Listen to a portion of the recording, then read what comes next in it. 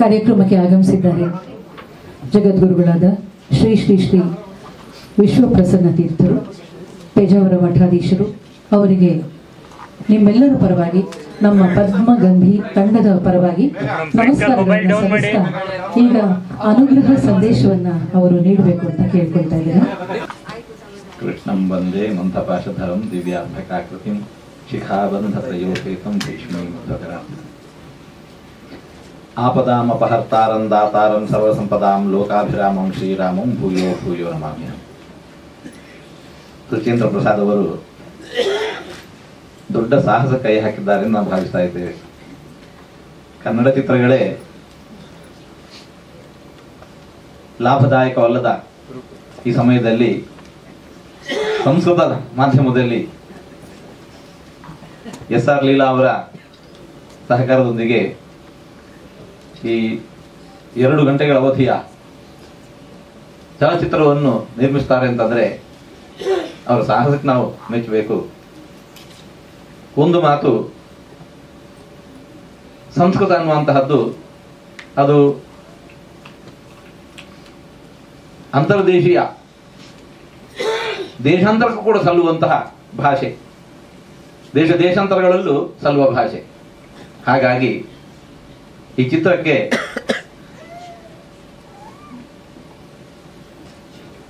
ಅದು ವಿಸ್ತೃತವಾಗಿರತಕ್ಕಂತಹ ನೋಡುಗರು ಕೇಳುಗರು ಇದ್ದಾರೆ ಎಂದು ನಾವು ಭಾವಿಸ್ತೇವೆ. ಹಾಗೆ ಅದು ಬೆಳೆದು ಈ ಚಲಚಿತ್ರದ ಮೂಲಕವೂ ಕೂಡ ಸಂಸ್ಕೃತವೂ ಕೂಡ ನಮ್ಮ ಪ್ರಸಾರ ಆಗಲಿ, ಸಂಸ್ಕೃತ ಭಾರತೀಯ ಅನುಗ್ರಹದ ಶ್ರೀರಕ್ಷೆ ಇದರ ಹಿಂದೆ ಇರುವಲ್ಲಿ ಕೂಡ ನಿರಂತರ ಇರಲಿ.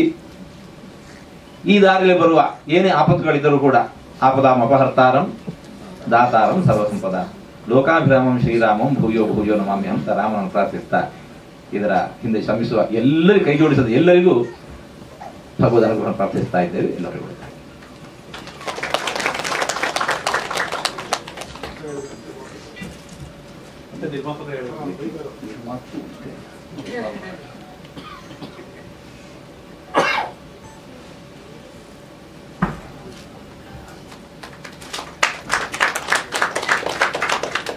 ಶಂಕರ್ ಶಾ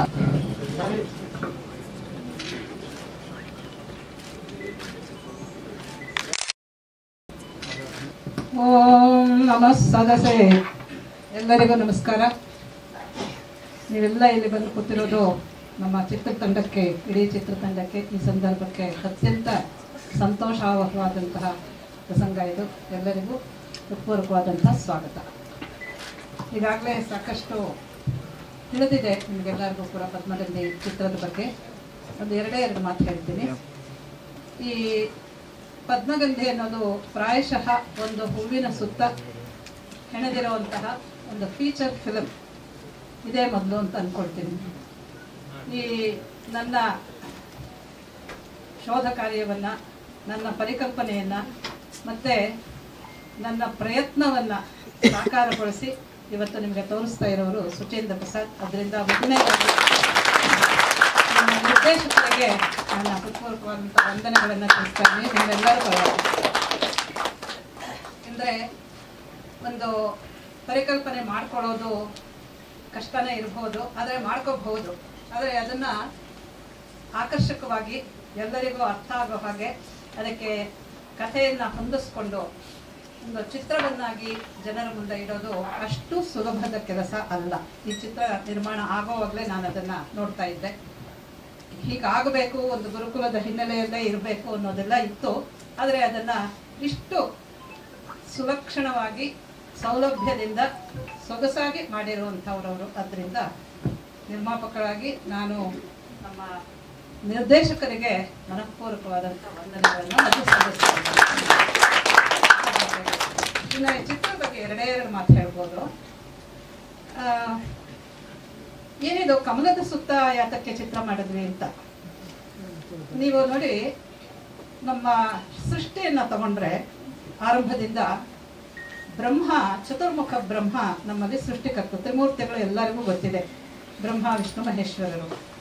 ಈ ಬ್ರಹ್ಮ ಎಲ್ಲಿ ಹುಟ್ಟೋದು? ಕಮಲದಲ್ಲಿ. ಕಮಲಾಸನ ಅಂತಾನೆ ಅವನ ಹೆಸರು. ಆ ಕಮಲ ಎಲ್ಲಿಂದ ಬರುತ್ತೆ ಅಂತ ಹೇಳಿದ್ರೆ ಅದು ಮಹಾವಿಷ್ಣುವಿನ ನಾಭಿಕಮಲ ಅಂತ.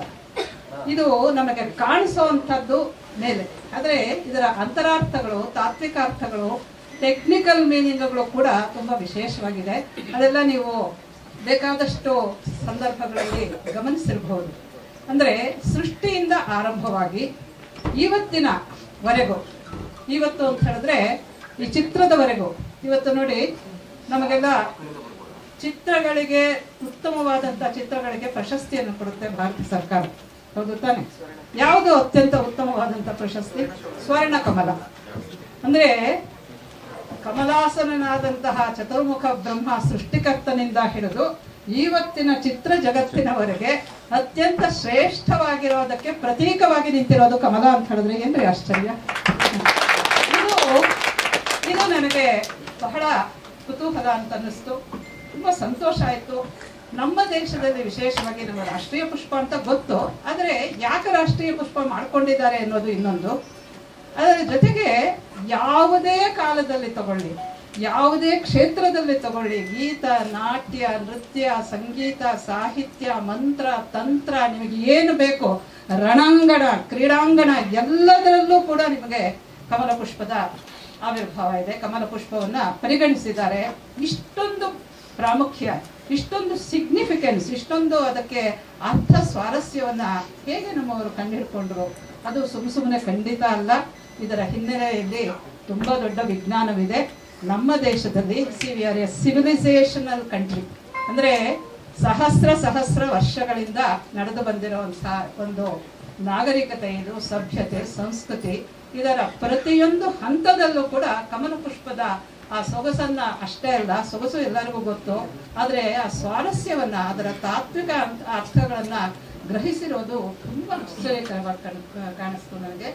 ಆದ್ದರಿಂದ ಇದನ್ನ ಒಟ್ಟಾಗಿ ಹೇಳಿದ್ರೆ ಜನರಿಗೆ ಸಂತೋಷ ಆಗ್ಬಹುದು, ಚೆನ್ನಾಗಿರ್ಬಹುದು ಅನ್ನೋ ರೀತಿಯಲ್ಲಿ ಅದನ್ನೆಲ್ಲ ಕಲೆ ಹಾಕಿ ಒಂದು ಚಿತ್ರವನ್ನಾಗಿ ಮಾಡಿದ್ವಿ. ಇನ್ನೊಂದೇ ಒಂದು ಮಾತನ್ನ ನಾನು ಹೇಳಿ ನಿಲ್ಲಿಸ್ತೀನಿ. ನಾನು ಸಾವಿರಾರು ವರ್ಷಗಳು ಅಂತ ನಮ್ಮ ಸಂಸ್ಕೃತಿಯ ಬಗ್ಗೆ, ನಮ್ಮ ಸಭ್ಯತೆಯ ಬಗ್ಗೆ, ಭಾರತ ದೇಶದ ಇತಿಹಾಸದ ಬಗ್ಗೆ ಹೇಳ್ಕೊತೀವಿ. ಇದಕ್ಕೆ ಪ್ರೂಫ್ ಇವತ್ತು ಸಿಕ್ಕಿದೆ. ನೋಡಿ, ಮಹಾಭಾರತದಲ್ಲಿ ಪದ್ಮವ್ಯೂಹ ಇದೆ. ಆ ಪದ್ಮವ್ಯೂಹನೇ ಚಕ್ರವ್ಯೂಹ. ದ್ರೋಣ ಪರ್ವದಲ್ಲಿ ಪದ್ಮವ್ಯೂಹದ ಪ್ರಸ್ತಾಪ ಬರುತ್ತೆ. ಅದನ್ನೇ ಪದ್ಮವ್ಯೂಹೋ ಮಹಾರಾಜ ಆಚಾರ್ಯೇಣ ಅಭಿಕಲ್ಪಿತ ಅಂತ ಹೇಳ್ತಾನೆ. ಅದರಲ್ಲಿ ತತ್ರ ಪದ್ಮೋಪಮಾ ರಾಜಾನಃ ತತ್ರ ನಿವೇಶಿತ ಸರ್ವೆ ಅಂತ ಹೇಳ್ತಾರೆ. ಅಂದ್ರೆ ಪದ್ಮವ್ಯೂಹ ಅಂತ ಮಾಡಿ, ಚಕ್ರವ್ಯೂಹ, ಅದರಲ್ಲಿ ಪದ್ಮದ ಆಕಾರದಲ್ಲಿ ಅಲ್ಲಲ್ಲಿ ರಾಜರನ್ನೆಲ್ಲ ನಿಲ್ಲಿಸಿದ್ರು, ಅಂದ್ರೆ ವಾರಿಯರ್ಸ್. ಅಂಥದ್ರಲ್ಲಿ ಸಿಕ್ಕಾಕೊಂಡು ಹೊರಗೆ ಬರೋಕ್ ಆಗದೆ ಇರೋ ಹಾಗೆ ಅಭಿಮನ್ಯು ವಜೆ ಆಗ್ತಾನೆ. ಅದೆಲ್ಲ ನಮ್ಗೆ ಗೊತ್ತೇ ಇದೆ. ಈಗ ಯಾಕೆ ಇದನ್ನು ಪ್ರಸ್ತಾಪ ಮಾಡ್ತಿದ್ದೀನಿ ಅಂತ ಹೇಳಿದ್ರೆ, ಮಹಾಭಾರತದ ಕಾಲ ಯಾವುದು? ಇತ್ತೀಚೆಗೆ ಇತ್ತೀಚೆಗೆನೆಲ್ಲ 10-15 ವರ್ಷ ಆಯ್ತು. ಈ ಮಹಾಭಾರತ ಮತ್ತು ರಾಮಾಯಣನ ಪ್ಲೀಸ್ ಬೇರ್ ವಿತ್ ಮೀ, ಯಾಕಂದ್ರೆ ಇದು ಬಹಳ ಮುಖ್ಯವಾಗಿರುವಂತ ವಿಚಾರ ಅಂತ ಹೇಳ್ತಾ ಇದ್ದೀನಿ. ನಾವು ಪುರಾಣ ಅಂತ ಹೇಳೋದಿಲ್ಲ. ನೋಡಿ, ಪಾಶ್ಚಾತ್ಯರು ನಮ್ಮನ್ನ ಅಧ್ಯಯನ ಮಾಡಿದಂಥವ್ರು, ನಾವು ಅದೃಷ್ಟವೋ ಏನೋ ಒಟ್ಟಿನಲ್ಲಿ ಸಾವಿರಾರು ವರ್ಷಗಳ ಕಾಲ ಗುಲಾಮರಾಗಿದ್ವಿ. ಅದರಿಂದ ನಮ್ಮ ಕಥೆಯನ್ನ ಅವ್ರು ಹೇಳಿದ್ದಾರೆ. ಆ ಕಥೆಯನ್ನೇ ನಾವು ಇದುವರೆಗೂ ನಂಬ್ಕೊಂಡು ಬಂದಿದ್ದೀವಿ. ಆದರೆ ಇವತ್ತಿನ ದಿವಸ ನಮ್ಮವರು ನಮ್ಮ ಕಥೆಯನ್ನ ಹೇಳೋದಕ್ಕೆ ಆರಂಭ ಮಾಡಿದ್ದಾರೆ. ಮತ್ತೆ ಅದರ ಬಗ್ಗೆ ಸಾಕಷ್ಟು ಸಂಶೋಧನೆಯನ್ನ ಮಾಡಿದ್ದಾರೆ. ನೀಲೇಶ್ ವೋಕ್ ಅನ್ನೋರು ಮಹಾಭಾರತದ ಕಾಲವನ್ನ ಸುಸ್ಪಷ್ಟವಾಗಿ ಸಕಲ ಆಧಾರಗಳನ್ನ ಒದಗಿಸಿ ನಿರ್ಣಯ ಮಾಡಿದ್ದಾರೆ. ಅದು ಯಾವುದು ಅಂತ ಹೇಳಿದ್ರೆ, ಕುರುಕ್ಷೇತ್ರ ಯುದ್ಧ ನಡೆದಿದ್ದು 5561 BC ನಲ್ಲಿ. ಇವತ್ತಿಗೆ ಎಷ್ಟಾಯ್ತು? 7586 ವರ್ಷ ಆಗುತ್ತೆ. ಅರ್ಥ ಆಯ್ತಾ? ಇದರಲ್ಲಿ ಪದ್ಮವ್ಯೂಹ ಬಂದಿದೆ ಅಂತ ಹೇಳಿದ್ರೆ 7000 ಹಿಂದಿನ ವರ್ಷದ. ಇದಕ್ಕೆ ನೀವು ಇದೆಲ್ಲ ನೋಡ್ಬೋದು, ಪ್ರಾಚ್ಯಮ್ ಅನ್ನೋದ್ರಲ್ಲಿ ಅದು ಸಿನಿಮಾ ಇದೆ, ಅದನ್ನ ನೋಡ್ಬೋದು. ಏನೇನು ಆಧಾರಗಳನ್ನು ಒದಗಿಸ್ಕೊಂಡಿದ್ದಾರೆ ಅವರು ಅಂತ ಹೇಳಿದ್ರೆ, ಈ ವೆದರ್. ಈಗ ನೋಡಿ, ಮಹಾಭಾರತದಲ್ಲಿ ನಮ್ಗೆಲ್ಲರಿಗೂ ಗೊತ್ತಿದೆ, ಕೃಷ್ಣ ನಿರ್ಯಾಣ ಆಗುತ್ತೆ, ಕೃಷ್ಣ ದ್ವಾರಕೆ ಸಮುದ್ರದಲ್ಲಿ ಮುಳುಗೋಗುತ್ತೆ ಅಲ್ವಾ? ಅದನ್ನ ನೋಡಿ, ನಾವು ಕರ್ನಾಟಕದವರು ಬಹಳ ಹೆಮ್ಮೆಯಿಂದ ಹೇಳ್ಕೋಬೇಕು. ಡಾಕ್ಟರ್ SR ರಾವ್ ಅವರು ಮರೀನ್ ಆರ್ಕಿಯಾಲಜಿ, ಸಾಮುದ್ರಿಕ ಉತ್ಖನನ ಶಾಸ್ತ್ರದ ಒಂದು ಮೇರು ಆಗಿದ್ದಂಥವರು. ಇಲ್ಲೇ JP ನಗರದಲ್ಲಿ ಮನೆ ಅವರದ್ದು. ನಮ್ಮ ಡಾಕ್ಟರ್ SR ರಾವ್ ಅವರು ಆರಂಭಿಸಿದ್ರು 80ರ ದಶಕದಲ್ಲಿ. ಚೆನ್ನಾಗಿ ನೆನಪು ಇಟ್ಕೊಳ್ಳಿ, ಯಾಕೆ ಅಂತ ಹೇಳಿದ್ರೆ ನಮ್ಗೆಲ್ಲರಿಗೂ ಕೂಡ ಮಹಾಭಾರತ ಕಟ್ಟು ಕಥೆ ಅಲ್ಲ, ಕಲ್ಪಿತ ಕಥೆ ಅಲ್ಲ, ಬರೀ ಕಥೆ ಅಲ್ಲ ಅಂತ ಸ್ಪಷ್ಟ ಆಗಿತ್ತು. ಯಾಕೆ ಅಂತ ಹೇಳಿದ್ರೆ ನಮ್ಮ ಸಂಪ್ರದಾಯದಲ್ಲಿ ಪುರಾಣವನ್ನು, ರಾಮಾಯಣ ಮಹಾಭಾರತವನ್ನು ಬೇರೆ ಬೇರೆ ಹೇಳಿದ್ದಾರೆ. ಇತಿಹಾಸ ಪುರಾಣಾಭ್ಯಾಂ ವೇದಾರ್ಥಂ ಸಮುಪಬ್ರಹ್ಮಯೇತ್ ಅನ್ನೋ ಒಂದು ಮಾತಿದೆ. ಇತಿಹಾಸ ಅಂತ ಹೇಳಿದ್ರೆ ರಾಮಾಯಣ ಮಹಾಭಾರತಕ್ಕೆ ಹೆಸರು. ಅದರಿಂದ ಅದನ್ನ ತಪ್ಪಿಸ್ಬಿಟ್ಟು ಅದರಲ್ಲಿ ಬೇರೆ ಬೇರೆ ಏನೋ ಕಲ್ಪಿತವಾದಂತಹ ವಿಚಾರಗಳಿದೆ ಅಂತ ಹೇಳ್ಬಿಟ್ಟು ಅದನ್ನೇ ಪೂರ್ಣ ಕಲ್ಪಿತ ಅಂತ ಮಾಡ್ಬಿಟ್ಟಿದ್ರು. ಅದರಿಂದ it's not so. Ramayana Mahabharata ಎರಡು ಕೂಡ ಇತಿಹಾಸ. ಅಂದ್ರೆ ಶ್ರೀಕೃಷ್ಣ ಇದ್ದ, ಕೃಷ್ಣನ ಆಯುಸ್ಸು ಎಷ್ಟು ಅನ್ನೋದನ್ನ ಇವತ್ತು ನೀಲೇಶ್ ಹೋಗ್ ಹೇಳ್ತಾರೆ. ನೂರಾರು ವರ್ಷಗಳ ಹಿಂದೆನೆ ಆಚಾರ್ಯ ಮಧ್ವರು ತಮ್ಮ ಮಹಾಭಾರತ ತಾತ್ಪರ್ಯ ನಿರ್ಣಯದಲ್ಲಿ ಶ್ರೀಕೃಷ್ಣ ಭಗವಂತನ ಮನುಷ್ಯಾಯುಷ್ಯ 120 ವರ್ಷ ಅನ್ನೋದನ್ನ ಸ್ಪಷ್ಟಪಡಿಸಿದ್ದಾರೆ. ಈ ಒಂದು ಆಧಾರ ಕೂಡ ಅದು ಸಮರ್ಥನೆ ಆಗುತ್ತೆ ಅಂತ ನೀಲೇಶ್ ಹೋಗ್ ಹೇಳ್ತಾರೆ. ತುಂಬಾ ಅದ್ಭುತವಾಗಿರುವಂಥದ್ದು. ಹೀಗೆ ಇದಕ್ಕಿಂತ ಹಳೆಯದು ಋಗ್ವೇದ. ಇದಕ್ಕಿಂತ ಹಳೆಯದು ಅಂದ್ರೆ ಇನ್ನೂ 2000-3000 ವರ್ಷ ಹೋಗುತ್ತೆ. ಅಂದ್ರೆ 10,000 ವರ್ಷ ಆಗೋಗುತ್ತಲ್ರಿ. ಅವತ್ತಿಂದ ಇವತ್ತಿನವರೆಗೆ ಇತ್ತ ಕೇಳೋದು ಶ್ರೀ ಸೂಕ್ತವನ್ನ, ಪದ್ಮೇ ಸ್ಥಿತಾಂ ಪದ್ಮವರ್ಣಾಂ ಪದ್ಮ, ಎಲ್ಲ ಪದ್ಮವೇ. ಏನು ವಾಟ್ ಈಸ್ ದಿಸ್ ಸಿಗ್ನಿಫಿಕೆನ್ಸ್? ಇಷ್ಟು ಡಾಮಿನೆಂಟ್ ಉಪಸ್ಥಿತಿ, ಪ್ರೆಸೆನ್ಸ್ ಆಫ್ ಲೋಟಸ್ ಯಾಕೆ ಅನ್ನೋದು ನನಗೆ ಬಹಳ ಬಹಳ ಕಾಡಿದಂಥದ್ದು. ಅದನ್ನೇ ಹಿಡ್ಕೊಂಡು ಜಾಲಾಡಿದ್ರೆ ಅದೆಷ್ಟು ಮಾಹಿತಿ ಸಿಗುತ್ತೆ ಅಂತ ಹೇಳಿದ್ರೆ, ಎಲ್ಲದರಲ್ಲೂ ಮಂತ್ರಗಳಲ್ಲೆಲ್ಲ ಕೂಡ ತತ್ವಶಾಸ್ತ್ರವನ್ನು ಬೋಧಿಸೋದಕ್ಕೂ ಕಮಲವೇ. ಪದ್ಮಪತ್ರ ಮಿವಾಂಬಸ, ದಿ ಥಿಯರಿ ಆಫ್ ಡಿಟ್ಯಾಚ್ಮೆಂಟ್, ನಮ್ಮ ಕರ್ಮ ಥಿಯರಿ ಏನ್ ಹೇಳುತ್ತೆ ನಮ್ಮ ಅವರು, ಅದನ್ನು ಕೂಡ ಪದ್ಮದಲ್ಲಿ ಅಷ್ಟು ಸುಲಭವಾಗಿ ಹೇಳ್ತಾರೆ. ಹಾಗಾಗಿ ಇದು ತುಂಬಾ ವಿಶೇಷವಾಗಿರುವಂತಹದ್ದು. ಎಲ್ಲದರಲ್ಲೂ ಇದೆ, ಸುಂದರವಾಗಿದೆ, ಇದಾಗಿದೆ, ಪವಿತ್ರವಾಗಿದೆ, ಅರ್ಥಪೂರ್ಣವಾಗಿದೆ, ಸ್ವಾರಸ್ಯಗಳಿಂದ ಕೂಡಿದೆ, ಪ್ರಾಚೀನತೆ ಇದೆ, ಅರ್ವಾಚೀನದಲ್ಲೂ ಕೂಡ ಅದರ ಪ್ರಸಕ್ತಿ ಇದೆ. ಆದ್ರಿಂದ ಈ ಪುಷ್ಪದ ಬಗ್ಗೆ ಸಿನಿಮಾ ಮಾಡಲೇಬೇಕು ಅಂತ ಹೇಳಿ ನಾವಿಬ್ಬರು ಕೈ ಹಾಕಿ ಅದಕ್ಕೆ ಇವತ್ತು ಸಿನಿಮಾ ಆಗಿ ನಮ್ಮ ಕಣ್ಣು ಮುಂದೆ ನಿಂತಿರೋದು ನನಗಂತೂ ಬಹಳ ಬಹಳ ಸಂತೋಷಕರವಾದಂತಹ ಪ್ರಸಂಗ. ನಿಮಗೂ ಕೂಡ ಹಾಗೆ ಅಂತ ಅನ್ಕೊಂಡಿದ್ದೀನಿ. ಅದನ್ನ ಪುಸ್ತಕಗಳನ್ನ ತಾವೆಲ್ಲರೂ ವೀಕ್ಷಿಸಿದ್ದೀರಿ, ಹೇಗಿದೆ ಅಂತ ನೀವು ಹೇಳ್ಬೋದು. ಆಮೇಲೆ ಒಟ್ಟಿನಲ್ಲಿ 3 ಭಾಷೆಗಳಲ್ಲಿ ಮಾಡಿದ್ದೀವಿ ನಾವು. ಯಾಕೆಂತ ಹೇಳಿದ್ರೆ ನೋಡಿ, ಇನ್ನೊಂದು ವಿಚಾರನೂ ಇಲ್ಲಿ ಪ್ರಸ್ತಾಪ ಮಾಡಬೇಕು. ಇದು ಸಂಸ್ಕೃತವನ್ನ ಪ್ರಮೋಟ್ ಮಾಡೋದು. ನಾ ಸಂಸ್ಕೃತ ಪ್ರೊಫೆಸರ್ ಅಂತ ಹೇಳ್ಬಿಟ್ಟು ಅದೆಲ್ಲ ಅರ್ಥ. ಇದು ಭಾರತೀಯ ವಿಷಯ, ಭಾರತೀಯ ಸಭ್ಯತೆಯ ಮೂಲ, ಅದರ ಸಾರ ಇದು ಕಮಲ ಪುಷ್ಪ. ಅದನ್ನ ಕುರಿತು ನಾವು ಚಿತ್ರ ಮಾಡಿರೋದು. It is not to promote Sanskrit. Sanskrit of course is there, ಸಂಸ್ಕೃತದಲ್ಲೇ ಅದೆಲ್ಲ ಇರೋದ್ರಿಂದ ತಾನೇ ತನಕ ಬರುತ್ತೆ. ಅದರಿಂದ ಅದರ ಪ್ರಧಾನವಾದಂತಹ ಸ್ವಾರಸ್ಯ ಏನಪ್ಪಾ ಅಂದ್ರೆ ಕಮಲ ಪುಷ್ಪದ್ದು. ಇದನ್ನೇ ಯಾಕೆ ಮಾಡಿದ್ವಿ ಅಂತ ಹೇಳಿದ್ರೆ, ನೋಡಿ ಪ್ರಪಂಚದಲ್ಲಿ ಒಂದು ಪುಸ್ತಕನೂ ನಾವು ತೋರಿಸ್ತೀವಿ. There are 7 flowers which have influenced civilizations, different civilizations. ಅದರಲ್ಲಿ ಈಜಿಪ್ಟು ಒಂದು, ಅದರಲ್ಲೂ ಕೂಡ ಕಮಲದ ಉಪಸ್ಥಿತಿ. ಆದರೆ ಈ ರೀತಿಯಾಗಿ ಎಲ್ಲೂ ಇಲ್ಲ. ಮತ್ತೆ ಕಮಲ ಒಂದು ಸಭ್ಯತೆಯನ್ನ, ಒಂದು ಸಂಸ್ಕೃತಿಯನ್ನ ನಿರಂತರವಾಗಿ ಅದನ್ನು ಗಮನಿಸಬೇಕು. 1000 ಋಗ್ವೇದ ಕಾಲದಿಂದ ಇವತ್ತಿನವರೆಗೂ ಸಹಸ್ರ ವರ್ಷಗಳವರೆಗೆ ಅದು ತನ್ನ ಒಂದು ಸ್ವಾರಸ್ಯವನ್ನು ಉಳಿಸ್ಕೊಂಡಿದೆ, ಪ್ರಾಧಾನ್ಯವನ್ನು, ಪ್ರಾಮುಖ್ಯತೆಯನ್ನು ಉಳಿಸ್ಕೊಂಡಿದೆ ಅಂತ ಹೇಳಿದ್ರೆ ಇದು ಸಾಮಾನ್ಯ ವಿಷಯ ಅಲ್ಲ. ಇದಕ್ಕೆ ನಿಜವಾಗ್ಲೂ ಕೂಡ ನಾವು ನಮೋ ನಮಃ ಅಂತ ಅನ್ಬೇಕು ನಮ್ಮ ಪ್ರಾಚೀನರ ಈ ಪರಿಕಲ್ಪನೆಗೆ. ಯಾಕೆ ಅಂತ ಅದರಲ್ಲಿ ಕೆಲವು ಅವರೇ ಅದಕ್ಕೆ ಇದನ್ನು ಮಾಡ್ಕೊಂಡ್ರು ಅನ್ನೋದಕ್ಕೆ ಕೆಲವು ಉದಾಹರಣೆಗಳಿದೆ. ಅದನ್ನ ನಾನು ಇಲ್ಲಿ ಹೇಳೋಕೆ ಹೋಗೋದಿಲ್ಲ. ನಮ್ಮ ಬಾಟ್ನಿ ಪ್ರೊಫೆಸರು ಅದಕ್ಕೆ ಉದಾಹರಣೆಗಳನ್ನ ಇದನ್ನ ಕೊಟ್ಟಿದ್ದಾರೆ. ನಾನು ಅವರನ್ನೇ ಕರೆದು ನೀವು ಮಾಡ್ಬೇಕು ಸರ್ ಅಂತ. ಶಿಲ್ಪಶಾಸ್ತ್ರದಲ್ಲಿ ಕಮಲ ಹೇಗೆ ಅಳಕೊಂಡಿದೆ, ಎಲ್ಲ ಆವರಿಸ್ಕೊಂಡಿದೆ ಅನ್ನೋದನ್ನ GL ಭಟ್ರು ಅವರೇ ತೋರಿಸ್ತಾರೆ, ಶಿಲ್ಪಗಳನ್ನು ತೋರಿಸ್ತಾ. ಹೀಗಾಗಿ ಇದು ಅತ್ಯಂತ ಆಶ್ಚರ್ಯಕರವಾದಂತಹ, ಸಂತೋಷಕರವಾದಂತಹ, ನಿರಂತರವಾಗಿ ಅವತ್ತಿಂದ ಇವತ್ತಿನವರೆಗೂ ತನ್ನ ಉಪಸ್ಥಿತಿಯನ್ನು ಉಳಿಸ್ಕೊಂಡಿರುವಂತಹ ಅದ್ಭುತವಾದಂತಹ ಪುಷ್ಪ ಕಮಲ ಪುಷ್ಪ. ಇದು ನಮ್ಮ ದೇಶದ ಆತ್ಮಸ್ವರೂಪ. ಅದಕ್ಕೋಸ್ಕರವಾಗಿ ನಮ್ಮ ಗೌರವವನ್ನು ನಾನು ಕಮಲ ಪುಷ್ಪದ ಪದತಲದಲ್ಲಿ ನಾನು ಸಮರ್ಪಿಸ್ತಾ ಇದ್ದೇನೆ ಚಿತ್ರದ ರೂಪವಾಗಿ. ಧನ್ಯವಾದಗಳು ಲೀಲಾ ಮೇಡಮ್. ಮುಂದೆ ನಮಾಂಸಿ ಭೂಯಾಂಸಿ ನಮಸ್ಕಾರ ಸರ್ವೇಭ್ಯ. ಅನೇಕ ವಿದ್ವಾಂಸರಲ್ಲಿ ಬಂದಿರೋದ್ರಿಂದ ಎಲ್ಲರಿಗೂ ಪ್ರಥಮ ಮುಂದೆ ಹೇಳಲೇಬೇಕು. ಇದರಲ್ಲಿ ಪಾಲ್ಗೊಂಡು ಅವರ ವಿಷಯ ತೆಗೆದರಾಗಷ್ಟೇ ಅಲ್ಲದೆ ಎಲ್ಲ ಸಲಹೆ ಸೂಚನೆಗಳನ್ನು ಸಾಂದರ್ಭಿಕವಾಗಿ ಕೊಟ್ಟಂತ ಎಲ್ಲ ವಿದ್ವಾಂಸರಲ್ಲಿದ್ದಾರೆ. ಹೆಸರು ಹೇಳ್ತಾ ಹೋದ್ರೆ ಪ್ರಾಯ ದೊಡ್ಡ ಪಟ್ಟಿಯಾದಿತ್ತು. ಕವಿ ಕರೋತಿ ಕಾವ್ಯಾನಿ ರಸಂಜಾನಾತಿ ಪಂಡಿತ ತರುಹು ಸೃಜತಿ ಪುಷ್ಪಾಣಿ ಮರುದ್ವಹತಿ ಸೌರಭಂ. ಈ ಥರ ಪತ್ರಕರ್ತ ಮಿತ್ರರಿಗೆ ಗೊತ್ತು. ಮರುತ್ತಾಗಿ ಅಂದರೆ ಒಬ್ಬ ಕವಿ ಸೃಷ್ಟಿ ಮಾಡಬಲ್ಲ, ಸೃಜಿಸಬಲ್ಲ, ಆದರೆ ಅದರ ರಸವನ್ನ ಪಂಡಿತರು ಮಾತ್ರವೇ ಗ್ರಹಿಸಬೇಕು ಅಂತಿದೆ ಸುಭಾಷಿತ. ಹಾಗೆ ಮರಗಳು ಪುಷ್ಪವನ್ನೇನೋ ಸೂಚಿಸ್ಬಿಡುತ್ತೆ, ಆದರೆ ಅದರ ನಿಜ ಸೌರಭವನ್ನ ಮರುತ್, ಅಂದರೆ ಗಾಳಿ, ಆ ಥರದಲ್ಲಿ ಗಾಳಿ ಅರ್ಥ ಬೇಡಿನೂ ಅಲ್ಲ, ಮರುತ್ ಆ ಥರದಲ್ಲಿ ಈ ಪದ್ಮಗಂಧಿಯ ಸುಗಂಧ ಇದೆಯಲ್ಲ, ಇದರ ಪದ್ಮ ಸಂಬಂಧಿ ಅಂತ ಈ ಆಳಕ ಇದೆಯಲ್ಲ, ಇದನ್ನ ತಾವೆಲ್ಲರೂ ಶ್ರೀಸಾಮಾನ್ಯನಿಗೆ, ಜನಸಾಮಾನ್ಯರಿಗೆ ತಲುಪಿಸುವಂಥ ಕೆಲಸವನ್ನು ತಾವೆಲ್ಲರೂ ಮಾಡ್ತೀರಿ, ಮಾಡಲಿ ಅಂತ ಮಿಕ್ಕಿದ ಹಾಗೆ ಇಂಥದೊಂದು ಭವ್ಯವಾದ ದಿವ್ಯವಾದ ಕಲ್ಪನೆಯನ್ನು ಇಂಥದ್ದು ಆಗಬೇಕು. ನಮ್ಮ ನೆಲದ ಅಸ್ಮಿತೆಯನ್ನು ಯೋಚನೆ ಮಾಡಿದಂಥ ನಮ್ಮ ವಿದುಷಿ ಪ್ರೊಫೆಸರ್ ಎಸ್ ಆರ್ ಲೀಲಾ ಅವರಿಗೆ ಮತ್ತೊಮ್ಮೆ ನಾನು ಭಾಗಿದಾರ ಶ್ರೀರಾಮದ ಮುಗಿದ ಕಾರಣ ನಮನವನ್ನು ಅರ್ಪಿಸ್ತೇನೆ. ಇದು ಸಾಧ್ಯವಾದದ್ದು ಅವರ ಆ ಅಧಿಶಕ್ತಿಯಿಂದಲೇ ಮಾಡಬೇಕು ಅಂತ ಹೇಳಿ. ಸಾಮಾನ್ಯವಾಗಿ ತಮ್ಮೆಲ್ಲರಿಗೂ ಉತ್ತರವಾಗಿ ಒಂದು ಚಿತ್ರ ಅಷ್ಟು ಸುಲಭವಾಗಿ ಆಗುವಂಥದ್ದಲ್ಲ. ಹಾಗೆ ಆಗಬೇಕು ಅಂತಂದಾಗ ಇದರ ಹಿಂದಿರಾಗಿರುವಾಗ ಅಷ್ಟು ಶ್ರಮವನ್ನು ಅವರು ಹೆಗಲ ಮೇಲೆ ಹೊತ್ಕೊಂಡು ನಮ್ಮೆಲ್ಲರನ್ನು ಕೈ ಹಿಡಿದು ನಡೆಸಿದ್ರು. ಹಾಗಾಗಿ ವಿಶೇಷವಾದ ಆಭಾರವನ್ನು ಮೊಟ್ಟಮೊದಲಿಗೆ ನಾನು ಅವರಿಗೆ ಅರ್ಪಿಸಿಕೊಳ್ತೇನೆ. ಈ ಚಿತ್ರದ ನಾನು ಈ ತಂಡವನ್ನಷ್ಟೇ ಪರಿಚಯಿಸುವ ಕೆಲಸ ಮಾಡ್ತೇನೆ. ಈ ಕೆಲವು ತಾವೆಲ್ಲರಿಗೂ ನೋಡೇ ಇದ್ದೀರಿ. ನನ್ನ ಬಹುಕಾಲದ ಒಡನಾಡಿ ಮತ್ತು ಛಾಯಾಗ್ರಾಹಕರಾದಂಥ ಮನು ಯಾಪ್ಲ ಅವರು, YBR ಮನು ಅಂತ ಅನುಗಾಲದ ಒಡನಾಡಿ ನಾಗೇಶ್ ಸಂಕಲನ ಮಾಡಿದಂಥವರು. ಮೈತ್ರೇಯಿ ಶುಭಂಕರೋತಿ ಗುರುಕುಲ, ಈ ಪಕ್ಕದಲ್ಲಿ ಮಹಾಪತ್ಮರು ಕೂತಿದ್ದಾರೆ. ಈ ಗುರುಕುಲದ ಆಚಾರ್ಯರಾಗಿ ಮೃತ್ಯುಂಜಯ ಶಾಸ್ತ್ರಿಯವರಿದ್ದಾರೆ. ಗುರುಕುಲದ ಅಧ್ಯಕ್ಷರಾಗಿ ಕಾಮಕರಿದ್ದಾರೆ. ಈ ಚಿತ್ರದಲ್ಲಿ ನಟಿಸೋದಷ್ಟೇ ಅಲ್ಲದೆ ಸ್ವರ ಸಂಯೋಜನೆ, ಹಿನ್ನೆಲೆ ಸಂಗೀತ ಇತ್ಯಾದಿಗಳನ್ನ ಬಹುಕಾಲದ ಆರ್ ಪರಮಶಿವನ್ ಅಂತ ಬಹಳ ದೊಡ್ಡ ವಿದ್ವಾಂಸರು, ಅವರ ಸುಪುತ್ರೋ ಕುಲದೀಪಕ ಅನ್ನೋಗೆ ದೀಪಕರು ಡಾಕ್ಟರ್ ರಂಗ ಸಂಗೀತದಷ್ಟೇ ಅಲ್ಲದೆ ಉಭಯ ಗಾನಗಾರುಡಿಗ, ಸಂಗೀತದ ಮೇರು ಅಂಥ ಪರಮಶಿವನ್ ಅವರ ಅದೇ ಎತ್ತರದ ನಮ್ಮ doctor Deepak Paramasivan IIT professor ಸಹ, ಕೆನಡಾ ನಿವಾಸಿ. ಆದರೂ ಸಹ ಈ ಸಿನಿಮಾಕ್ಕಾಗಿ ಇಂಥದಕ್ಕಾಗಿ ಅಂತ ಯಾವಾಗಲೂ ಜೊತೆ ಕೆಲಸ ಮಾಡ್ತಾರೆ. ಅಂಥವ್ರಿಗೆ ನಾನು ಧನ್ಯವಾದ ಅರ್ಪಿಸ್ತೇನೆ. ಶ್ರಾವ್ಯವಾದಂತಹ ಸ್ವರವನ್ನು ನೀವು ಗಮನಿಸಿದ್ದೀರಿ, ಕೇಳಿದ್ದೀರಿ. ಅದು ಸ್ವರ ಸಾಧನೆ ಮಾಡಿಕೊಟ್ಟಂಥವರು ಶಂಕರ ಶಾನುಭಾವಿ ಮಹಾನುಭಾವ.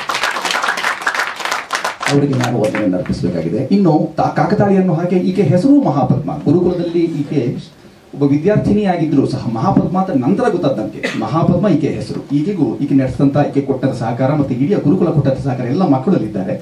ಆಕೆ ಜೊತೆಗಾರರೆಲ್ಲರೂ ಅಲ್ಲಿದ್ದಾರೆ. ಎಲ್ಲರಿಗೂ ಅವಕಾಶ ಆಗಿಲ್ಲ ಪರಿಸ್ಥಿತಿಗಳಲ್ಲಿ ಆ ಎಲ್ಲರಿಗೂ ನಾನು ಆಭಾರವನ್ನು ವ್ಯಕ್ತಪಡಿಸ್ತೇನೆ.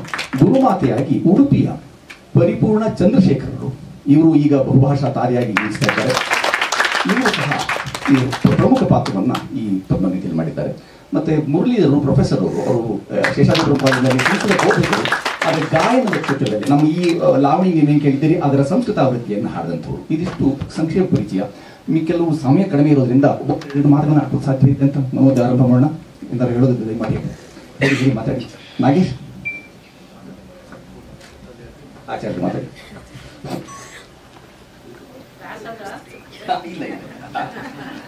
ನಮೋ ನಮಃ ಶಂಕರ ಶಾರದಾಭ್ಯಾಂ. ಈಗಾಗಲೇ ಹೇಳಿದ್ದು ಕ್ಲಾಸಲ್ಲ ಇದು ಅಂತ ಹೇಳಿ, ಆದರೆ ಒಂದು ವಿಷಯವನ್ನು ನಾನು ಹೇಳಲೇಬೇಕು. ಕರ್ತ ಕಾರೈತ ಚೈವ ಪ್ರೇರಕಶ್ಚಾನುಮೋದಕ ಅಂತ ಹೇಳಿ. ಅದೇ ಒಳ್ಳೆ ಕೆಲಸ ಆಗ್ತಾ ಇದೆ ಅಂತಂದ್ರೆ ಕರ್ತರು ಕಾರೈತರು ಎಲ್ಲ ಬೇಕಾಗತ್ತೆ. ಅದಕ್ಕೆ ಕರ್ತೃಗಳಾಗಿ ನಮ್ಮ ಲೀಲಾ ಭಗಿನಿಯವರು, ಹಾಗೆ ಕಾರೈತರಾಗಿ ನಮ್ಮ ಸುಚೇಂದ್ರ ಪ್ರಸಾದ್ ಅವರಿದ್ದಾರೆ. ಹಾಗೆ ಎಲ್ಲ ಅನುಮೋದಕರು ಪ್ರೇರಕರು ಎಲ್ಲ ಇಲ್ಲಿದ್ದೀರಿ. ಅವ್ರು ಹೇಳಿದಾಗೆ ಗುರುಕುಲದ ಒಂದು ಹಿನ್ನೆಲೆಯಲ್ಲಿ ಒಂದು ಚಿತ್ರವನ್ನು ಮಾಡಬೇಕು ಅಂತ ಅವರು ಮನಸ್ಸಿಗೆ ತೆಗೆದುಕೊಂಡಾಗ ಗುರುಕುಲಗಳು ಬೇಕಲ್ಲ. ಆ ಗುರುಕುಲದ ಒದಗಿ ಬಂದಿರತಕ್ಕಂಥದ್ದು ಹೇಗೆ ಅಂತಂದ್ರೆ ನಮ್ಮ ಶುಭಂ ಕರೋತಿ ಮೈತ್ರೇಯಿ ಗುರುಕುಲ ಬಹಳ ಯಾವುದೇ ಸೆಟ್ ಹಾಕದೇನೆ ಶುಭಂ ಕರೋತಿ ಗುರುಕುಲದಲ್ಲೇ ಸುಚಿತ್ರವಾಗಿ ನಿರ್ಮಾಣ ಆಗಿದೆ. ಹಾಗೆ ಬಹಳ ಖುಷಿಯಾಗಿರ್ತಕ್ಕಂಥ ವಿಷಯ. ಹಾಗೆ ನಮ್ಮ ಎಲ್ಲ ಛಾತ್ರರು ಕೂಡ ಯಾರು ನಟರಲ್ಲ ಅಲ್ಲಿ. ನಾವೆಲ್ಲರೂ ಕೂಡ ಸಾಮಾನ್ಯವಾಗಿ ಹೂವಿನೊಂದಿಗೆ ನಾರು ಕೂಡ ಸ್ವರ್ಗ ಸೇರ್ತು ಅನ್ನೋ ಹಾಗೆ ಒಂದು ಕೃತಿಯಲ್ಲಿ ನಾವೆಲ್ಲರೂ ಕೂಡ ಭಾಗಿದಾರಿಗಳಾಗಿದ್ದೇವೆ ಹೇಳ್ತಕ್ಕಂಥದ್ದು ನಮ್ಮೆಲ್ಲ ಬಹಳ ಖುಷಿಯ ವಿಚಾರ. ಹಾಗಾಗಿ ಮತ್ತೊಮ್ಮೆ ಎಲ್ಲರಿಗೂ ಕೂಡ ಆಭಾರಿಗಳಾಗಿರ್ತಾರೆ. ಧನ್ಯವಾದ. ಶುಭಂ ಕರೋತಿ ಮೈತ್ರಿ ಗುರುಕುಲ. ಲೀಲಾ ಅವರು ಈ ಒಂದು ಪದ್ಮಗಂಧಿ ಬಗ್ಗೆ ಮಾತನಾಡ್ತಿರ್ಬೇಕಾದ್ರೆ ದ್ವಾಪರಯುಗಕ್ಕೆ ಕರ್ಕೊಂಡು ಹೋದರು. 7000 ವರ್ಷದ ಹಿಂದಿಂದಲೇ ಈ ಪದ್ಮಗಂಧಿಯ ಬಗ್ಗೆ ಉಲ್ಲೇಖ ಇದೆ ಅಂದ್ಬಿಟ್ಟು, ಇಂತಹ ಒಂದು ಉಲ್ಲೇಖ ಇರುವಂತಹ ಒಂದು ವಿಷಯ, ಅದರ ಒಂದು ಚಲನಚಿತ್ರ ನಮ್ಮ ಗುರುಕುಲದಲ್ಲಿ ಆಗಿದ್ದು ಬಹಳ ಸಂತೋಷದ ಸಂಗತಿ. ಈ ಚಲನಚಿತ್ರ ಒಂದು ವಿಶೇಷವಾಗಿ ಎಲ್ಲ ಕಡೆ ಹರಡಿ ಅದಕ್ಕೊಂದು ಒಳ್ಳೆ ಹೆಸರು ಬರಲಿ ಅಂತ ನಾನು ಆಶಿಸ್ತಾ ನಮ್ಮ ಪದೇ ಪದೇ ಹೇಳ್ತಿರ್ತೀನಿ, ಇದು ಮನೆ ಫ್ಯಾಮಿಲಿ ಅಫೇರ್ ಥರ. ನನಗೆ ಕುಟುಂಬದಲ್ಲಿ ಒಂದು ಹಬ್ಬ ನಡೆದ್ರೆ ಹೇಗೆ ಒಂದು ಗಣಪತಿ ಹಬ್ಬ ಅಂತ ಆದರೆ ಒಬ್ಬರು ತೋರಣ ತರ್ತಾರೆ, ಇನ್ನೊಬ್ರು ಏನು ತರ್ತಾರೆ, ಒಂದು ಬಾಳೆಕಂದು ತರ್ತಾರೆ, ಎಲ್ಲ ಕಟ್ಟಿ ಎಲ್ಲ ಅದನ್ನೆಲ್ಲ ಸೃಜಿಸಿ ತುಂಬ ಚೆನ್ನಾಗಿ ಎಲ್ಲ ಸೇರಿ ಹಬ್ಬ ಹೇಗೆ ಮಾಡ್ತೀವಿ ಹಾಗೆ ಯಾಕಂದರೆ ನಮ್ಮ ತಂದೆಯವರ ತುಂಬ ಹಿಂದೆ 15 ವರ್ಷ ಇರ್ಬೋದು, ನಾನು PhD ಮಾಡ್ತಿದ್ದೆ ಟಾಟಾ ಇನ್ಸ್ಟಿಟ್ಯೂಟ್. ಅವಾಗ ಅವ್ರ ಕಚೇರಿನ ಪ್ರೊಫೆಸರ್ ಲೀಲಾ ಅವ್ರ ಮನೆಯಲ್ಲಿ ನಡೆಸಿದ್ರು. ಒಂದು ಗಣೇಶ್ ಅವರೆಲ್ಲ ಬಂದಿದ್ರು. ನಾನು ಅವಾಗ ಅವರನ್ನು ನೋಡಿದ್ದೆ. ಅವರು ಎಷ್ಟು ವಿದ್ವತ್ ಇದೆಯೋ ಆ ವಿದ್ವತ್ ಜೊತೆಗೆ ಅಷ್ಟೇ ಕಡ್ಡಿ ತುಂಡಾಗಿ ಮಾತಾಡಿದ್ರು. ಅವತ್ತು ಯಾವಾಗಲೂ ಅದನ್ನ ನೆನೆಸ್ಕೊತೀನಿ. ಅವ್ರು ಹಿಂದೆ ಮುಂದೆ ಮಾತಾಡೋರಲ್ಲ, ಸತ್ಯ ಏನಿದೆ ಅದನ್ನು ಹಾಗೆ ಹೇಳ್ಬಿಡೋರು. ಅವಾಗ ಇದೊಂದು ಅಡ್ಮಿರೇಷನು, ಭಯ ಎರಡೂ ಅವ್ರದ್ದು ನನಗೆ. ಅದಾದ್ಮೇಲೆ ಸುಚೇಂದ್ರ ಪ್ರಸಾದ್ ಅವರಂತೂ ನಮ್ಮ ತಂದೆಗೆ ತಮ್ಮ ಇದ್ದ ಹಾಗೆ ಅಂತ. ಅದನ್ನು ಹೇಳಬೇಕು, ಕೋವಿಡಲ್ಲಿದ್ದಾಗ ಅಷ್ಟದ್ದು ತುಂಬ ದೊಡ್ಡ ಆರ್ಟಿಸ್ಟು ಎಲ್ಲ ಒಬ್ಬ ಕಲಾವಿದರು ಫೋನ್ ಮಾಡ್ತಿರ್ಲಿಲ್ಲ. ಅವರು ಮಾತ್ರ ಅವಾಗವಾಗ ಕೇಳಿ ಪರ್ಮಂಡ್ ಅವರೇ ನಿಮ್ಗೆ ಏನಾದರೂ ಬೇಕಾ ಅಂತ ವಿಚಾರಿಸ್ತಿದ್ದಂಥವ್ರು. ಹಾಗಾಗಿ ನಮ್ಮನೆ ಕೆಲಸ ಅಂತ ನಾನು ಮಾಡಿದೆ. ನಮಸ್ಕಾರ. ತುಂಬಾ ಚೆನ್ನಾಗಿ ಮಾಡಿದ್ದಾರೆ ಮನೆ ಕೆಲಸನ. ಸಾಹಿತ್ಯ ಮತ್ತೆ ಗಾಯನ ಈ ಕ್ಷೇತ್ರದಲ್ಲಿ ಶಾಸ್ತ್ರೀಯತೆಯನ್ನು ಕಾಪಾಡಿಕೊಳ್ಳೋದ್ರ ಜೊತೆಗೆ ಗಾರುಡಿಗ ಅಂತ ಅನ್ಸ್ಕೊಂಡಂತಹ ಶಾನಭಾಗರು, ಶಂಕರ ಶಾನಭಾಗರು. ಇದರಲ್ಲಿ ಅವ್ರ ಮಾತಿಗೆ ಮುಂಚೆ ಹೇಳಬೇಕಾದ್ದು ಬನ್ನಂಜಿಯ ಮೀಣಕ್ಕ ಬಂದಿದ್ದಾರೆ, ಶೀರ್ಷಿಗೀತೆ ಅದು ಹೇಳ್ತಿದ್ದಾರೆ. ಪದ್ಮಿನಿ ಅಕ್ಕ ಬಂದಿದ್ದಾರೆ. ನಮ್ಮ ಮೈತ್ರಿ ಪ್ರತಿಷ್ಠಾನ, ಅದು ಸಂಸ್ಕೃತ ಮತ್ತು ಸಂಸ್ಕೃತಿ ಪ್ರತಿಷ್ಠಾನದ ಗಣಪತಿ ಹೆಗಡೆಯವರು ಬಂದಿದ್ದಾರೆ. ಮತ್ತೆ ಮಾತಾಜಿ ಗೌರಿ ಸುಬ್ರಹ್ಮಣ್ಯ ಅವರು ಬಂದಿದ್ದಾರೆ. ಇವರೆಲ್ಲ ಸಿನಿಮಾದ ಭಾಗವಾಗಿ ಸಹ ಇಲ್ಲಿ ಸ್ಥಳಾವಕಾಶ ಎಲ್ಲ ಕೂತಿದ್ದಾರೆ ಹೊರತು. ಆಮೇಲೆ ಅಯೋಧ್ಯೆಯ ರಾಮಮೂರ್ತಿಯನ್ನ ಅಡಿಗರು ಬಂದಿದ್ದಾರೆ. ಹೌದು, ಬಂದಿದ್ದಾರೆ.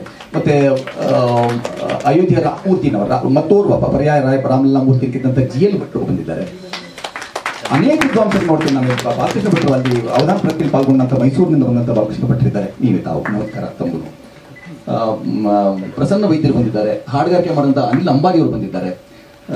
ಈ ದಿವಸ ಆಕಾಶವಾಣಿಯವರು ನಮ್ಮ ಸುಮತಿ ಅಕ್ಕ ಅನಿಲ್ ಅಂಬಾರಿ ಬಂದಿದ್ದಾರೆ. ಹೇಳಿದೆ ಸುಮತಿ ಅಕ್ಕ ಇವತ್ತು ನನಗೆ ಸಮನ್ವಯ ಮಾಡ್ತಾ ಇದ್ದಾರೆ. ಹೀಗೆ ಬಹಳ ಒಳ್ಳೆಯ ಕುಟುಂಬ ಇದು. ಈ ಕುಟುಂಬದಲ್ಲಿ ನಮ್ಮಲ್ಲಿ ಜೊತೆಗೂಡಿ ಗಾಯನವನ್ನು ಪ್ರಸ್ತುತಪಡಿಸಿದಂಥ ಮತ್ತು ಇದನ್ನ ಎತ್ತರವನ್ನು ಮತ್ತೊಂದು ಎತ್ತರಕ್ಕೆ ಕೊಂಡೊಯ್ದಂತಹ ಶಾನಭಾಗರು ಮಾತಾಡ್ತಾರೆ. ಎಲ್ರಿಗೂ ನಮಸ್ಕಾರ. ಅಭಿರುಚಿ ಅಧೋಗತಿಗೆ ಇಳಿತಾ ಇದ್ದಾಗ ಚಲನಚಿತ್ರರಂಗದಿಂದ ದೂರವಾಗಿದ್ದೆ ನಾನು. ಹಾಡ್ಲಿಕ್ಕೆ ಅವಕಾಶ ಕೊಟ್ಟರು ಸಹಿತ ಸಾಹಿತ್ಯ ಸರಿ ಇಲ್ಲ ಅಂತೇಳಿ ಸ್ಟುಡಿಯೋಗೆ ಹೋಗಿ ವಾಪಸ್ ಬಂದಂಥವನು. 15-20 ವರ್ಷ ದೂರ ಇದ್ದವನನ್ನ ಪದ್ಮಗಂಧಿ ಮತ್ತೆ ಸೆಳೀತು. ಒಂದು ಬೆಳಗ್ಗೆ ಅವರ ಕರೆ ಬಂತು, ಹಾಡಬೇಕು ತಾವು ಅಂದಾಗ ನಾನು ಹೇಳಿದೆ, ಸದಭಿರುಚಿಯ ಯಾವ ಗಾಯನ ಆದರೂ ನಾನು ಮಾಡ್ತೇನೆ, ಯಾವುದೇ ಅಪೇಕ್ಷೆ ಇಲ್ಲದೆ ಮಾಡ್ತೇನೆ ಅಂತ ಹೇಳಿ.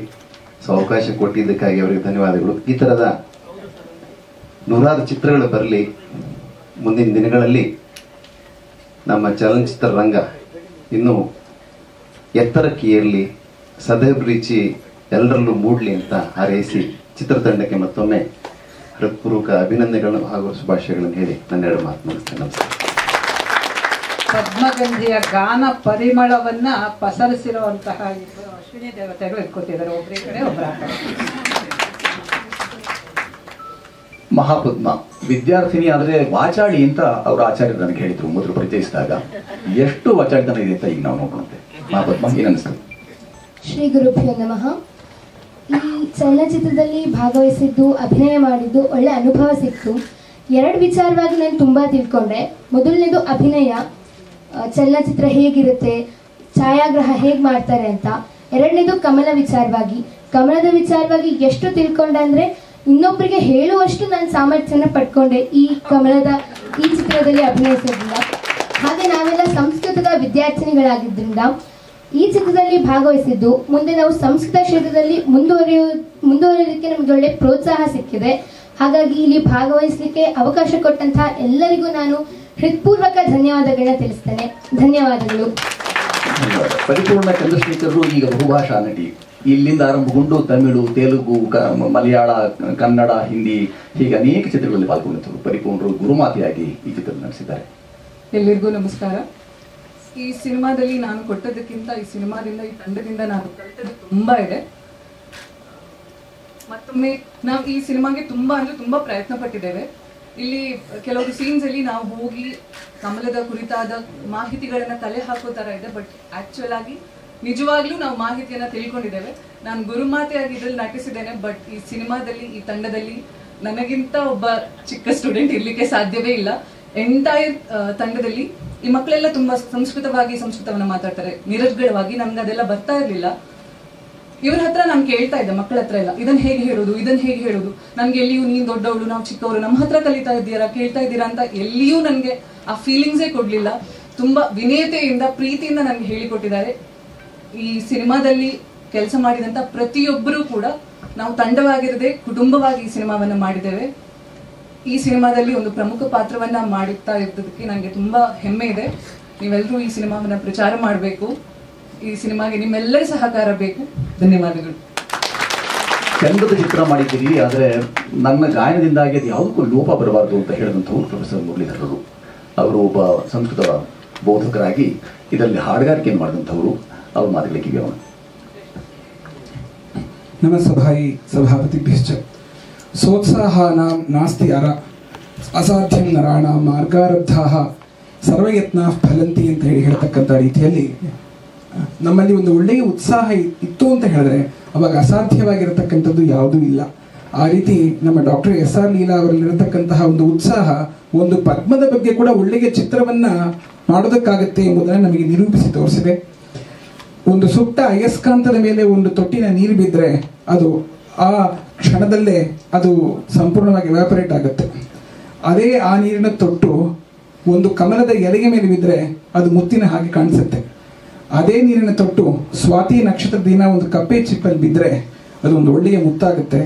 ಡಾಕ್ಟರ್ SR ಲೀಲಾ ಅವರ ಭಾವನೆ ಎಂಬತಕ್ಕಂತಹ ಒಂದು ಬಿಂದು ನಮ್ಮ ಸುಚೇಂದ್ರ ಪ್ರಸಾದ್ ಅವರ ಮಸ್ತಿಷ್ಕ ಎಂಬತಕ್ಕಂತಹ ಕಪ್ಪೆ ಚಿಪ್ಪಲ್ಲಿ ಬಿದ್ದು ಎಲ್ಲರ ಸಹಕಾರದ ಮುಖಾಂತರ ಪದ್ಮಗಂಧಿ ಎಂಬತಕ್ಕಂತಹ ಒಂದು ಉತ್ತಮ ಮುತ್ತಿನಂತ ಇರತಕ್ಕಂಥ ಚಿತ್ರದ ನಿರ್ಮಾಣ ಆಗಿದೆ. ಆ ಒಂದು ಚಿತ್ರವನ್ನ ನಾವೆಲ್ಲರೂ ಕೂಡ ಉತ್ಸಾಹದೊಂದಿಗೆ ವೀಕ್ಷಿಸಿ ಇನ್ನ ಹಲವಾರು ಜನರು ಇದೇ ರೀತಿ ಉತ್ಸಾಹದೊಂದಿಗೆ ನೋಡತಕ್ಕಂತಹ ರೀತಿಯಲ್ಲಿ ನಾವು ಅವರಿಗೆ ಪ್ರೇರಣೆಯನ್ನು ಕೊಟ್ಟು ಈ ಒಂದು ಚಿತ್ರದ ವಿಜಯಕ್ಕೆ ನಾವೆಲ್ಲರೂ ಕೂಡ ಕಾರಣೀಕರ್ತರಾಗಬೇಕೆಂಬುದಾಗಿ ನಿಮ್ಮಲ್ಲಿ ಕಳೆಕಳೆಯಿಂದ ಪ್ರಾರ್ಥನೆ ಮಾಡ್ಕೊಳ್ತೀವಿ. ಧನ್ಯವಾದಗಳು. ಪದ್ಮಬಂಧ ಮಾಡಲಾಗಿದೆ. ಚಿತ್ರದಲ್ಲಿ ಬಹುಶ್ರುತವಾದಂತಹ ರಾಷ್ಟ್ರವನ್ನೇ ಪಡೆದಂತಹ ಅವಧಾನಿಗಳು ಶತಾವಧಾನಿ ಡಾಕ್ಟರ್ ಗಣೇಶ್ ಅವರ ದೊಡ್ಡ ಒಂದು ಬರಲಿಲ್ಲ, ಅವರೆಲ್ಲರೂ ತಮ್ಮ ಶುಭಾಶಂಸನೆಯನ್ನ ಕಳಿಸ್ಕೊಟ್ಟಿದ್ದಾರೆ. ಅದರಲ್ಲಿ ಅವಧಾನ ಪ್ರಕ್ರಿಯೆಯಲ್ಲಿ ಬಾಲಕೃಷ್ಣ ಭಟ್ರು ಸೇರಿದ ಹಾಗೆ ರಂಜಿತಾ ಅಕ್ಕ ಮತ್ತೆ ವಿದುಷಿ ಸಹ ಜೊತೆಗಿದ್ರು, ಶಶಿಕಿರಣ್ ಇದ್ರು. ಈ ಎಲ್ಲ ಅನೇಕ ವಿದ್ವಾಂಸರು ಇಲ್ಲಿದ್ದಾರೆ. ಆ ಎಲ್ಲರಿಗೂ ಮತ್ತೊಮ್ಮೆ ನಾನು ಆಭಾರ ಮತ್ತೆ ಮನ್ನಣೆಯನ್ನು ವ್ಯಕ್ತಪಡಿಸ್ಬಿಡ್ತೇನೆ. ಇನ್ನು ನಾವು ಹೇಗಿದ್ರು ಪದ್ಮದ ಜೊತೆಗೆ ಕಬಡ್ಡಿಗೆ ಇಳಿದುಬಿಟ್ಟಿದ್ದೇವೆ. ಜನರನ್ನ ಹೇಗೆ ತಲುಪಬೇಕು ಅನ್ನೋದ್ರ ಬಗ್ಗೆ ನೀವೇ ನಮ್ಗೆ ಹೇಳಬೇಕು. ಏನು ಅನ್ಸುತ್ತೆ, ಏನಾಗಬೇಕು ಅಥವಾ ಈ ಪ್ರಶ್ನೆಗಳಿದ್ರೆ ದಯಮಾಡಿ ಅದಕ್ಕೊಂದು ಅವಕಾಶವಿದೆ. ತಾವು ದಯಮಾಡಿ ಆ ಪ್ರಶ್ನೆ ಕೇಳಬೇಕು ಅಂತ ನಾನು ವಿನಂತಿ ಮಾಡ್ತೀನಿ. ಇಲ್ಲ, ತಂಡಕ್ಕೆ ಧನ್ಯವಾದಗಳು. ಎಷ್ಟು ಸೊಗಸಾಗಿ ನಿಮ್ಮ ಇಡೀ ಯಾತ್ರೆಯನ್ನ ಹೇಳಿದಿರಿ. ಈಗ ನಮ್ಮ ಮಾಧ್ಯಮ ಮಿತ್ರರ ಸರದಿ ಆದಾಗ ಮಾಡ್ತೇನೆ.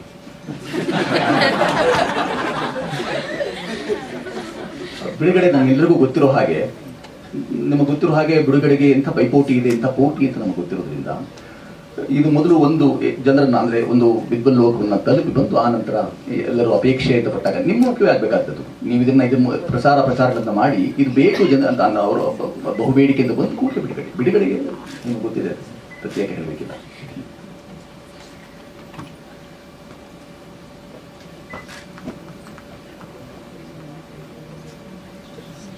ಮಾಧ್ಯಮದವರೇ ಅಂತಲ್ಲ, ಯಾರು ಬೇಕಾದರೂ ನಿಮಗೇನಾದರೂ ಪ್ರಶ್ನೆಗಳು ಇದ್ದರೆ ಒಂದೆರಡು ಕೇಳಬಹುದು.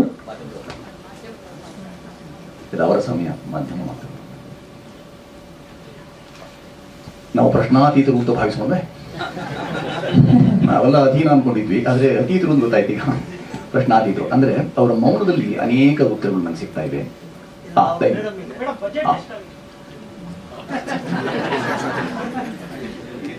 ಸಾಮಾನ್ಯವಾಗಿ ಪ್ರಶ್ನೆ ಇಲ್ಲಿವರೆಗೂ ಪೂರ್ತಿ ಹೇಳಿದ್ದಾರೆ, ಇನ್ನೂ ಸ್ಫೂರ್ತಿ. ಈ ಚಿತ್ರಕ್ಕೆ ನಮ್ಮ ನೆಲದ ಅಸ್ಮಿತೆ, ಪಾರಂಪರಿಕ ಅಧ್ವರಿರು, ನಾವು ನಮ್ಮಿಂದ ಕೈತಪ್ಪಿ ಹೋದ ಜ್ಞಾನ ಹೋದ ಎಲ್ಲವೂ ಇದೆ. ಏನಂತ ಹೇಳಿದ್ರೆ, ನಮ್ಮ ದೇಶದಲ್ಲಿ ತುಂಬಾ ಅದ್ಭುತವಾದಂತಹ ವಿಚಾರಗಳಿದೆ, ಸಾವಿರಾರು ವರ್ಷಗಳಿಂದ ನಡ್ಕೊಂಡು ಬಂದಿರುವಂತಹದ್ದು.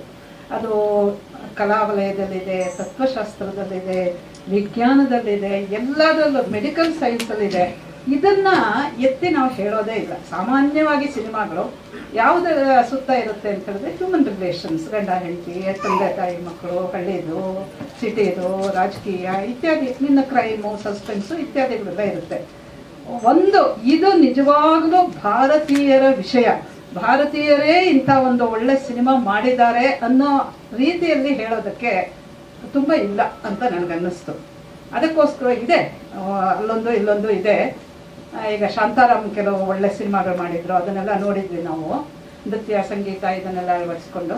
ಆದರೆ ಬೇರೆ ನೃತ್ಯ ಸಂಗೀತ ವಲಯವನ್ನು ಬಿಟ್ಟು ಇನ್ನೂ ಅನೇಕವಾದಂತಹ ವಿಚಾರಗಳು very very unique to Bharat, ಬಹುಶಃ ಪ್ರಪಂಚದಲ್ಲಿ ಎಲ್ಲೂ ಇಲ್ಲದೆ ಇರೋದು.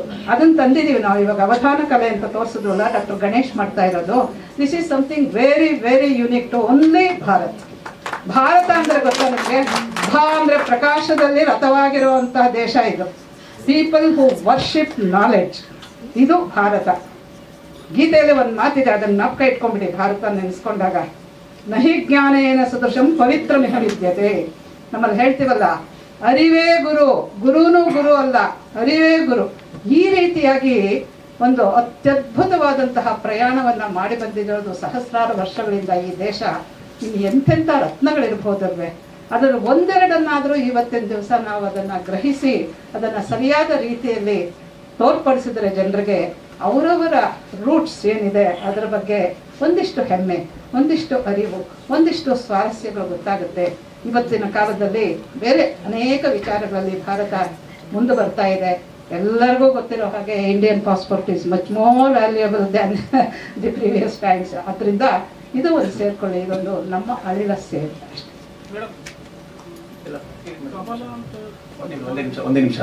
ಒಳ್ಳೆ ಮೌಲಿಕ ಪ್ರಶ್ನೆ ಕೇಳಿದ್ರು. ತುಂಬಾ ಏನು ಸ್ಫೂರ್ತಿ ಅಂತ ಹೇಳಿದ್ದು ಬಹಳ ನಿಜವಾದ ಮೌಲಿಕ ಪ್ರಶ್ನೆ. ಯಾಕೆಂದ್ರೆ ಈಗಿರುವಂತಹ ಅಭಿರುಚಿಯ ಕೊರತೆ ಇದೆಯಲ್ಲ, ಮತ್ತೆ ಮಾಧ್ಯಮದ ಸದ್ಬಳಕೆ ಇದೆಯಲ್ಲ, ಅದರ ಕೊರತೆ ಹೇರಳ ಕಂಡದ್ರಿಂದಾಗಿಯೇ ಈಗ ಈ ಥರದ ಚಿತ್ರಗಳು ಹೆಚ್ಚಾಗಬೇಕು ಅಂತ ಅದೊಂದು ಬಹಳ ದೊಡ್ಡ ಸ್ಫೂರ್ತಿ. ಇದೆಲ್ಲವೂ ಪದ್ಮಾಕ ನಾವೆಲ್ಲ ಮುಳುಗಿ ಹೋಗಿದ್ರಿಂದ ನಮ್ಮ ಅದೇ ಉತ್ತರ ಹೊಳಿತಿರುತ್ತೆ. ಆದರೆ ಬಹಳ ಒಳ್ಳೆಯ ಪ್ರಶ್ನೆಗೆ ಒಳ್ಳೆಯ ಉತ್ತರ ಏನು ಅಂತ ಹೇಳಿದ್ರೆ, ಈಗ ನಮ್ಮ ಪ್ರಸಕ್ತ ಕಾಲಘಟ್ಟದಲ್ಲಿ ಪ್ರಕೃತಿ ವಿದ್ಯಮಾನ ಗಮನಿಸಿದಾಗ ನಾವು ಇದೇ ರಂಗದಲ್ಲಿ ನಾವೆಲ್ಲ ಹುಡುಕೊಂಡವರು, ಅವಕಾಶ ಮತ್ತೆ ಅನ್ನ ಹಾಕಿದಂಥ ಈ ರಂಗದಲ್ಲಿ ಮತ್ತೆ ಮತ್ತೆ ಹುಡುಕಾಟ ಮಾಡುವಂಥದ್ದೇನು ಅಂತಂದ್ರೆ, ಯಾಕೆ ಸದಭಿರುಚಿಯನ್ನು ಬಿತ್ತುವಂಥ ಅಥವಾ ನಮ್ಮನ್ನೆಲ್ಲ ಕಥೆಗಳನ್ನು ಹೇಳುವಂಥ ಕೆಲಸವನ್ನು ಬಹಳ ಕಡಿಮೆ ಮಾಡ್ತಿದ್ದೀವಿ ಅಂತಂದಾಗ ಅದು ನಮಗೆ ಸ್ಫೂರ್ತಿಯಾಗಿ ಅನಿಸಿದೆ.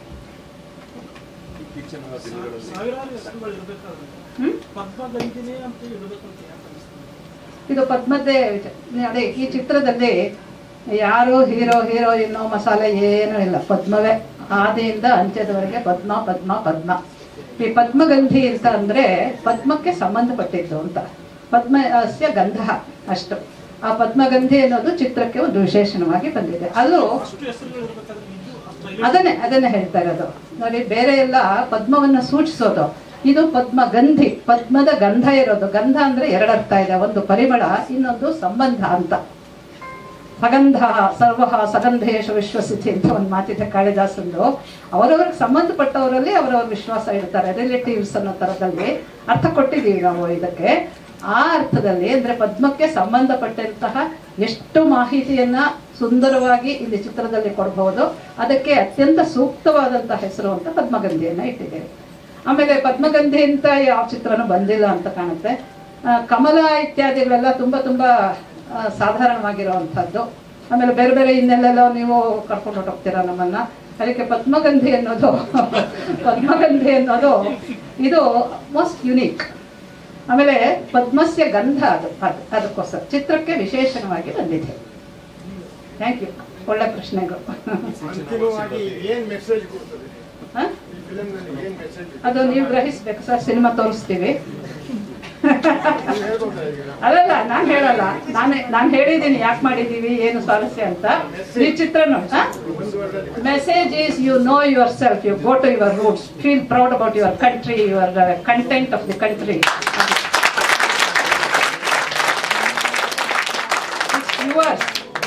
You are so great. You have such a wonderful past. Make your future fascinating. That's the message. Madam, ನಿಮಗೆ ಕೊನೆಯ ಪ್ರಶ್ನೆ. ಈ ಚಿತ್ರಕ್ಕೆ ಸುಚೇಂದ್ರ ಪ್ರಸಾದ್ ಸರ್ ಅನ್ನು ಏನಕ್ಕೆ ಆಯ್ಕೆ ಮಾಡ್ಕೊಂಡ್ರಿ?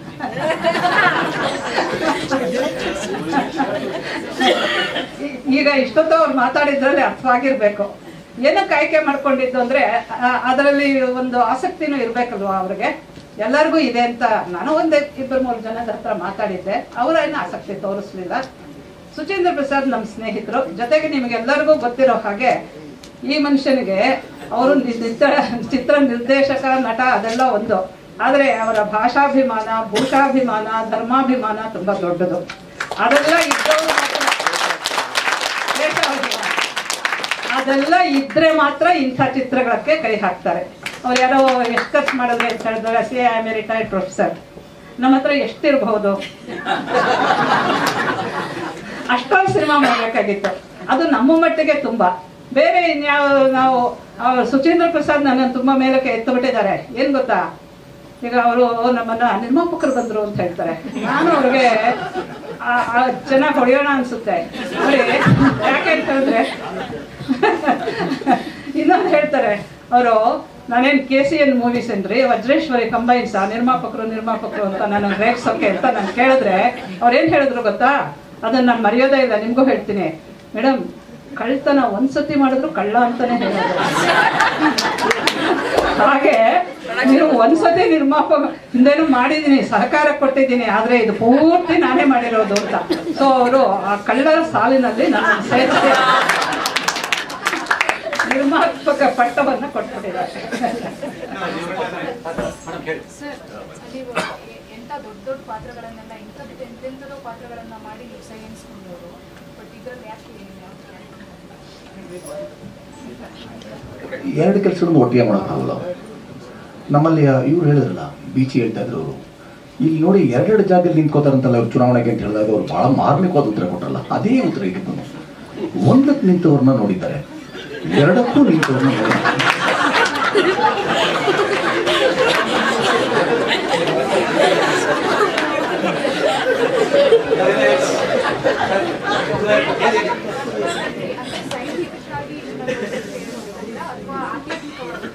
ಎಲ್ಲ ಮಗ್ಗಲು, ಎಲ್ಲ ಪಾರ್ಶ್ವಗಳು ಇವೆ, ಎಲ್ಲ ಮಗ್ಗಲುಗಳು ಇವೆ. ಇದರಲ್ಲಿ ಅಧ್ಯಾತ್ಮ ಇದೆ, ಪುರಾಣ ಇದೆ, ಸಸ್ಯಶಾಸ್ತ್ರ ಇದೆ, ಎಲ್ಲ ಚಿಕಿತ್ಸೆ ಇದೆ, ಆಯುರ್ವೇದ ಇದೆ, ಯೋಗವಿದೆ, ಏನಿಲ್ಲ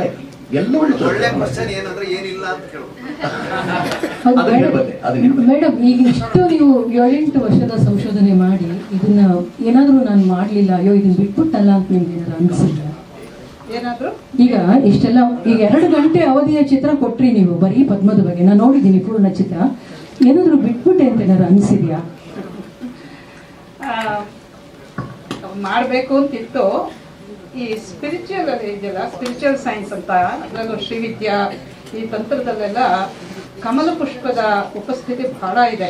ಒಂದು ಅದರ ಉಪಕರಣವಾಗಿ, ಇನ್ನೊಂದು ಆ ವಿಷನ್ ಇರುತ್ತಲ್ಲ, ಅಂದ್ರೆ ಆ ಯೋಗಿಗಳಿಗೆ ಪ್ರತ್ಯಕ್ಷವಾಗೋದೇ ಈ ಕಮಲ ಪುಷ್ಪದ ಮೂಲಕ ಅಂತ ಹೇಳ್ತಾರೆ. ನಾನು ಯೋಗಿನಿಯರನ್ನೆಲ್ಲ ಮಾತಾಡಿಸಿದ್ದೆ, ಆದ್ರೆ ಅವರು ಬಂದು ಇದನ್ನ ಸೇರಿಸೋದಕ್ಕೆ ಆಗ್ಲಿಲ್ಲ, ಅವರು ಊರಲ್ಲಿರ್ಲಿಲ್ಲ, ಅದಕ್ಕೋಸ್ಕರವಾಗಿ ಅದನ್ನ ಬಿಟ್ಟಿದೆ ಅಂತ ಅನ್ಸುತ್ತೆ. ಆದ್ರೆ ಇವತ್ತು ಆಗಿರುವಂತಹ ಚಿತ್ರದ ಬಗ್ಗೆ ನನಗೆ ಸಮಾಧಾನ ಇದೆ. ಯಾಕೆ ಅಂತ ಹೇಳಿದ್ರೆ ಚಿತ್ರ 2 ಗಂಟೆ ಈಗಾಗಲೇ ಇದೆ. ಇನ್ನು ಇದಕ್ಕಿಂತಾನು ಜಾಸ್ತಿ ಮಾಡಿದ್ರೆ ಪಾಪ ಜನರನ್ನ ಎಷ್ಟು ಅಂತ ನಾವು ಕಾಣಿಸೋದು. ಅದರಿಂದ 2 ಗಂಟೆ ಸಾಕು ಅಂತ ಅನ್ಸಿದೆ. ಬಹುಶಃ ಇನ್ನೂ ಮುಂದೆ ಇಲ್ಲಿ ಬಿಟ್ಟಿರುವಂತಹ ಇನ್ನೂ ಅಪರೂಪದ ಸೂಕ್ಷ್ಮವಾದಂತಹ ವಿಚಾರಗಳನ್ನು ಇಟ್ಕೊಂಡು, ಅದು ಅಕ್ಷರ ಜೋಡಣೆಯ ಜೊತೆಗೆ ಇನ್ನೂ ಒಂದು ತಿಳ್ಕೊಬೇಕು ನಾವು, ನಮ್ಮ ಭಾರತೀಯ ವರ್ಣಮಾಲೆ ಇದೆಯಲ್ಲ, ಇದು ಜಗತ್ತಿನಲ್ಲೇ the most scientific, systematic, meaningful way of presenting Akshara. So ಇದನ್ನು ಸೇರ್ಸ್ ಮಾಡಬೇಕು ಅನ್ನೋದು ಬಂದಿದೆ, ನೋಡೋಣ. ಪಾರ್ಟ್ 2 ನಿರೀಕ್ಷೆ ಮಾಡ್ಬೋದಾಗಾದ್ರೆ